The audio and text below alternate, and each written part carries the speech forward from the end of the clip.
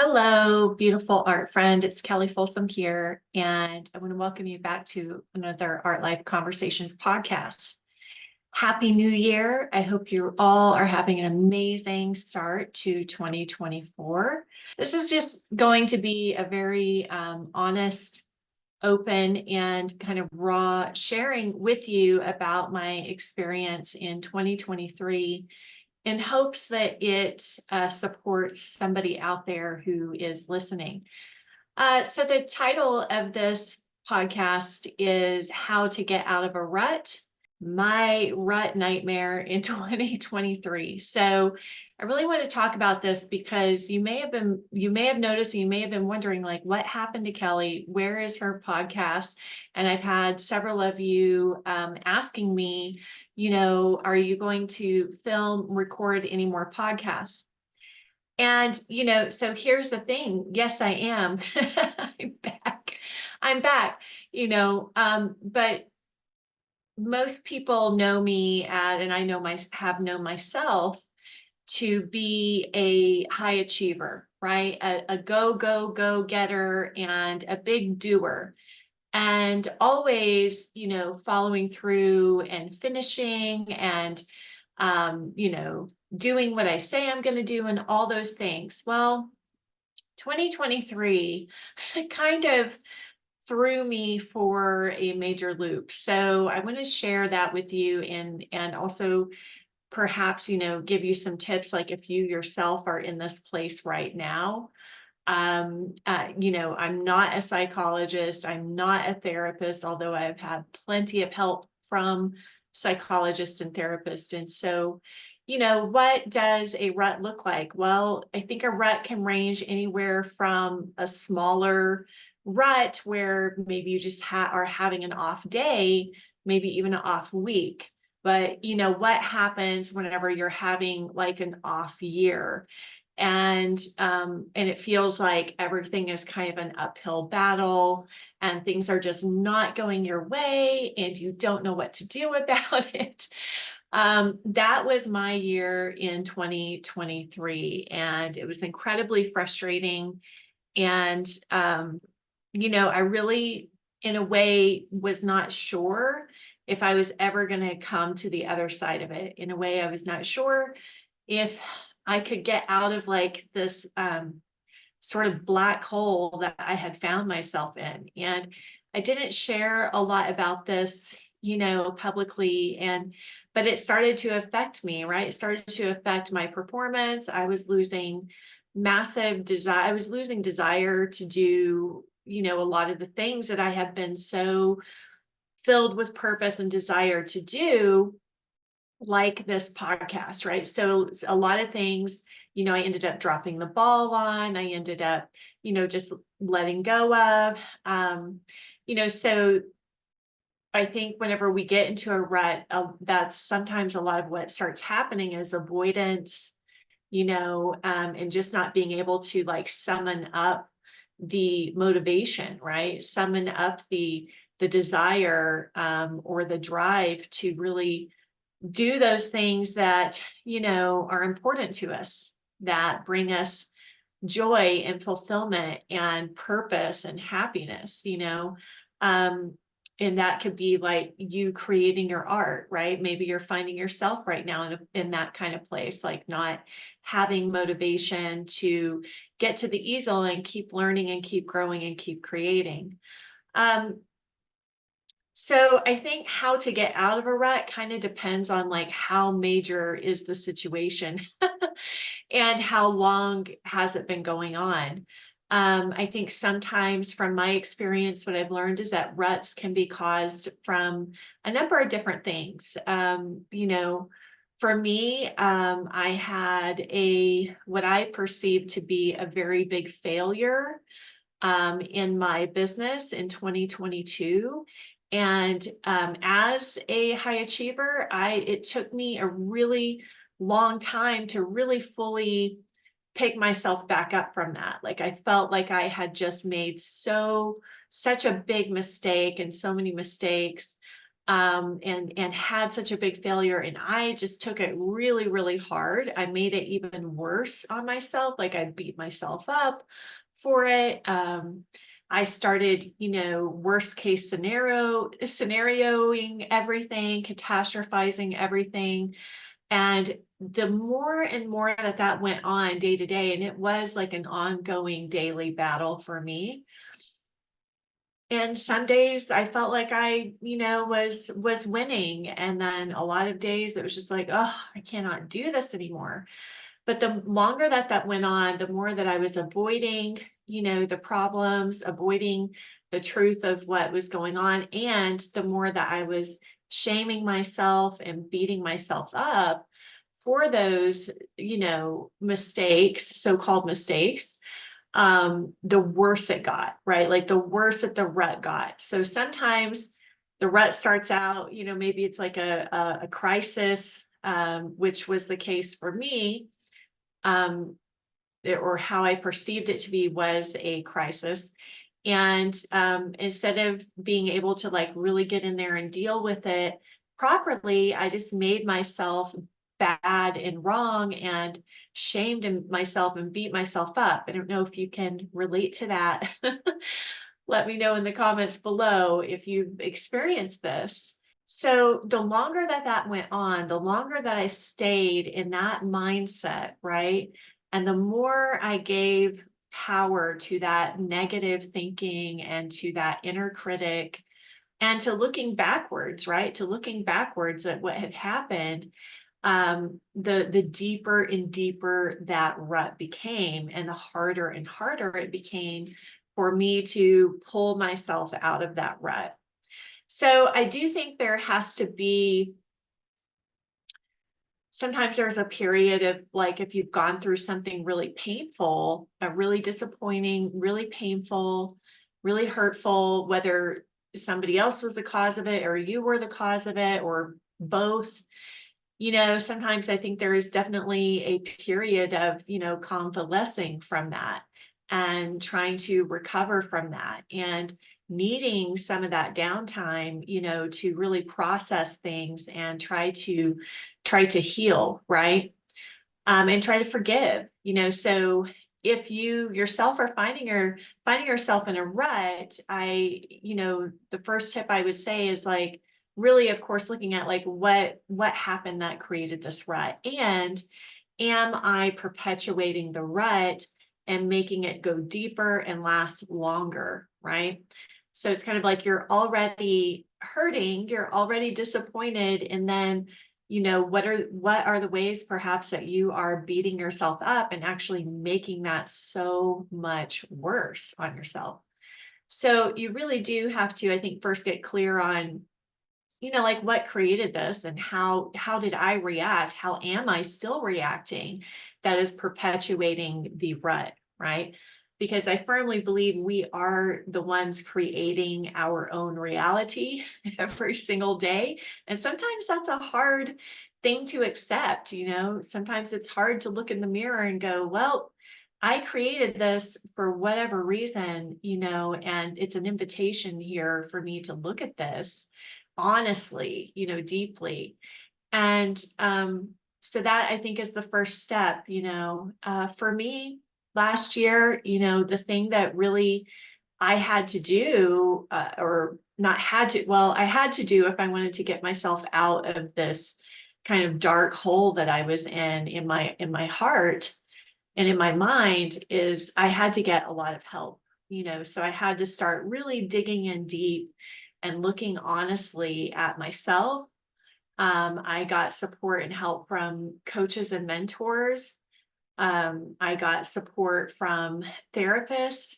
I even at one point got support from hypnotherapy, because I was reading tons of books around the issues I was having and the feelings that I was experiencing. And by the time that September of 2023 came around, things were improving. I was improving. I was feeling a lot better. I was feeling more confident again. I was feeling stronger. I was starting to face, the things that I had been avoiding.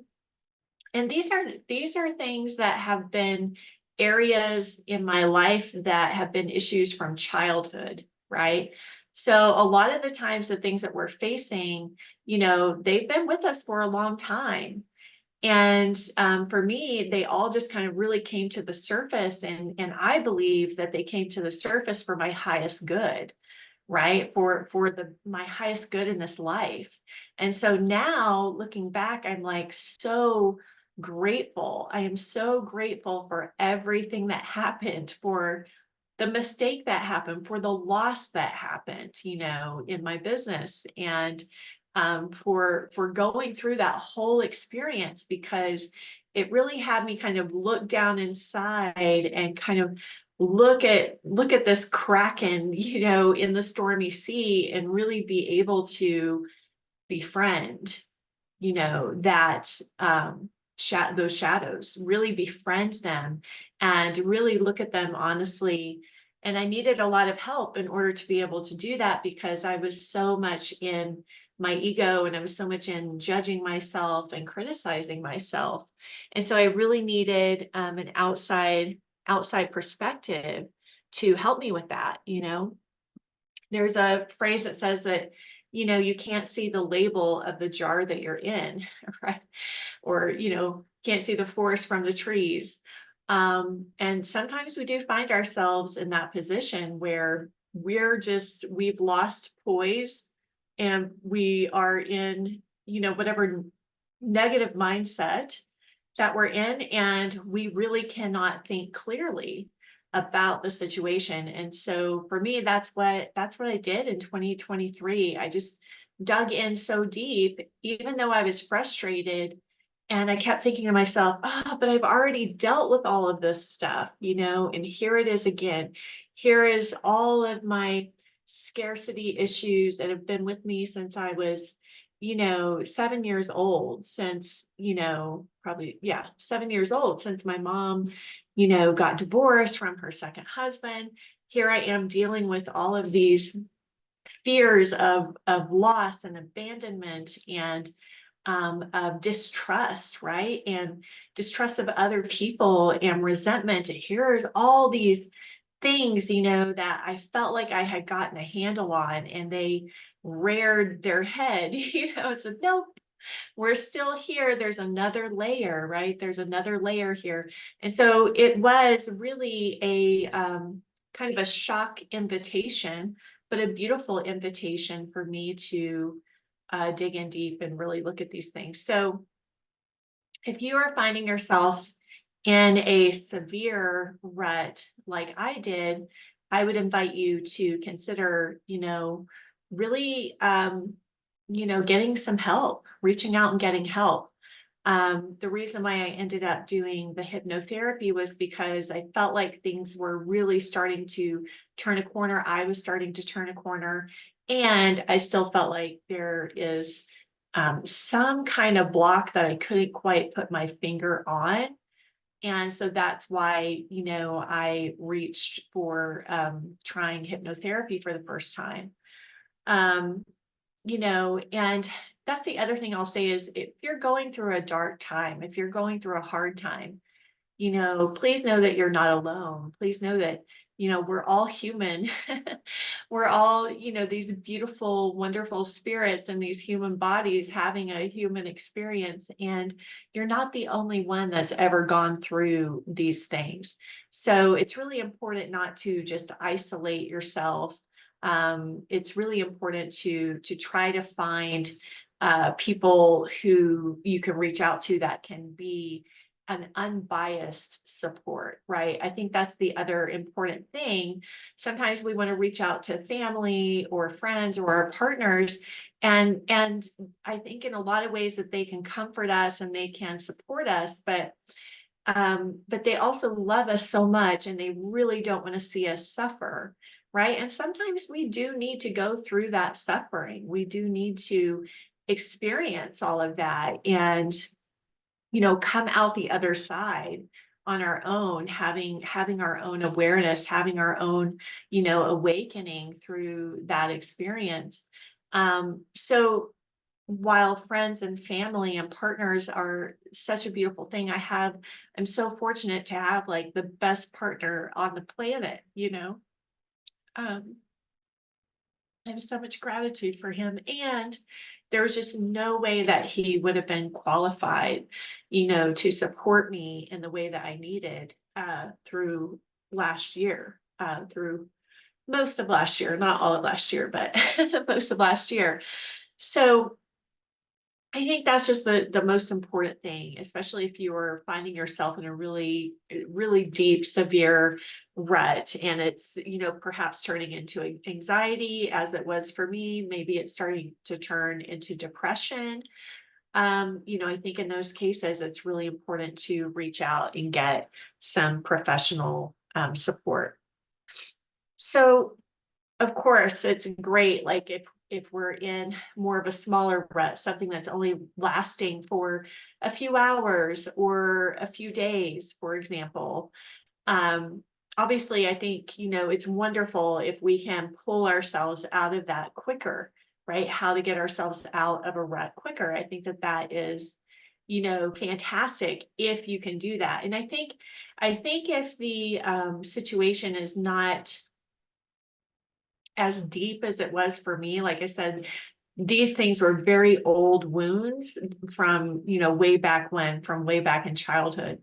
And so I needed more support around that, you know.